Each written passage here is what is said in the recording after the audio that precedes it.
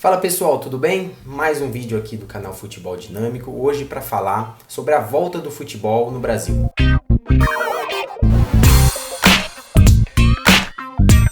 Vamos começar falando sobre a volta do futebol no Rio de Janeiro. A Ferg divulgou no seu site oficial a tabela da quarta rodada da Taça Rio, e essa quarta rodada da Taça Rio já começa nessa quinta-feira, no jogo entre Bangu e Flamengo no Maracanã. O jogo será às 9 horas da noite, lógico, com portões fechados. Eu vou falar aqui antes os jogos dos grandes do Rio de Janeiro nessa quarta rodada da Taça Rio. No domingo, às 4 horas da tarde, o Vasco recebe o Macaé, lá em São Januário. Na segunda-feira, dia 22, às 5h30 da tarde, lá no Engenhão, o Botafogo recebe a Cabo Friense. E na segunda-feira, mais tarde, às 8 horas da noite, no Maracanã, o Fluminense recebe o Volta Redonda. Teve muita polêmica, principalmente envolvendo o Fluminense e o Botafogo. Vasco, Flamengo e outras equipes que disputam o Campeonato Carioca já estavam treinando nessas últimas semanas, no último mês, se preparando para a volta do futebol no Rio de Janeiro. O Botafogo e o Fluminense não concordam com a volta do campeonato estadual nesse momento, né? Ainda mais no momento em que a curva de óbitos no Rio de Janeiro só cresce, o número de pessoas infectadas com o vírus também só aumenta.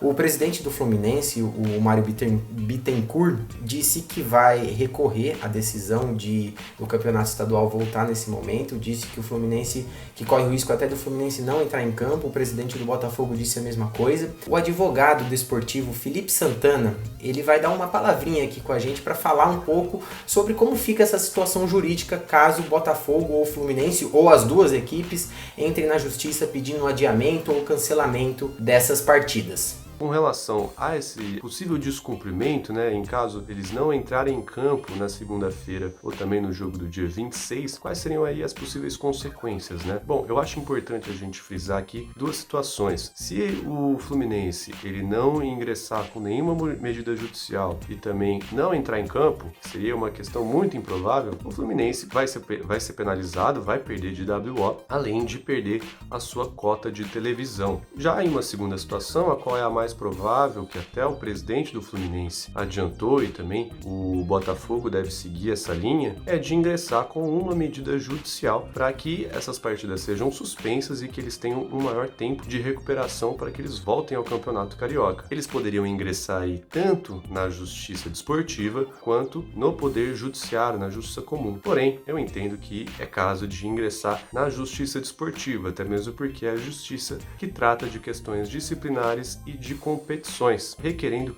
uma medida judicial de suspensão dessas partidas em caráter liminar.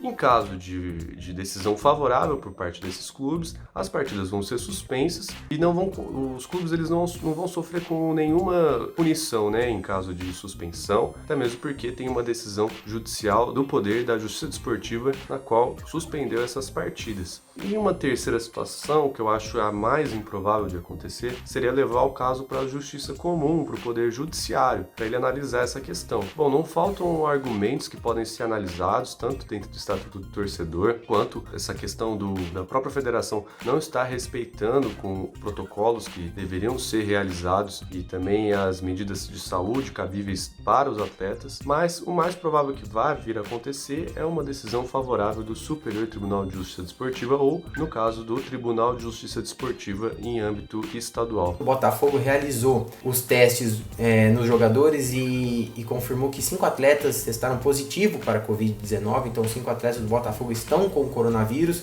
e já estão em quarentena. O clube não divulgou o nome desses jogadores.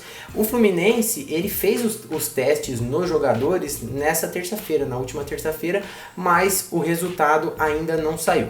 Só um dado curioso, o Rio de Janeiro ele tem mais de 80 mil casos de pessoas contaminadas com o coronavírus e mais de 8 mil mortes. Lembrando que eu estou gravando esse vídeo na quarta-feira. Dos países que já voltaram, como na Inglaterra, que voltou, na Itália, na Espanha, na Alemanha, que foi um dos primeiros países a retornarem ao futebol, só voltou quando o pico de mortes em um dia apenas, ele tinha acontecido 70 dias antes da volta do futebol. Porém, no Rio de Janeiro, o pico de mortes foi no dia 3 de junho, esse mês, com 324 pessoas morreram nesse dia.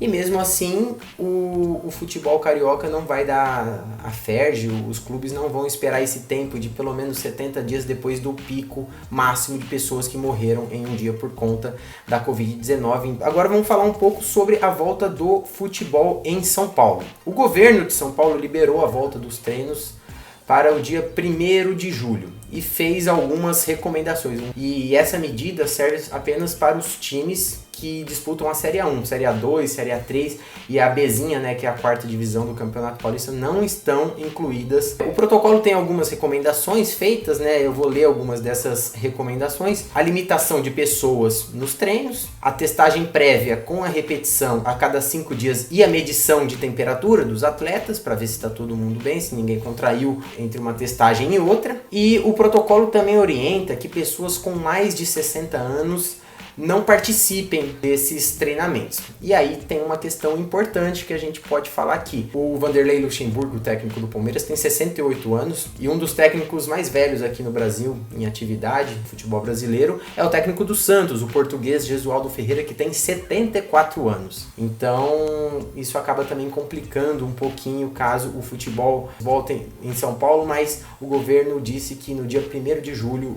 as equipes da capital de São Paulo podem voltar a treinar, mas ainda não há data sobre a volta do futebol do Campeonato Paulista especificamente.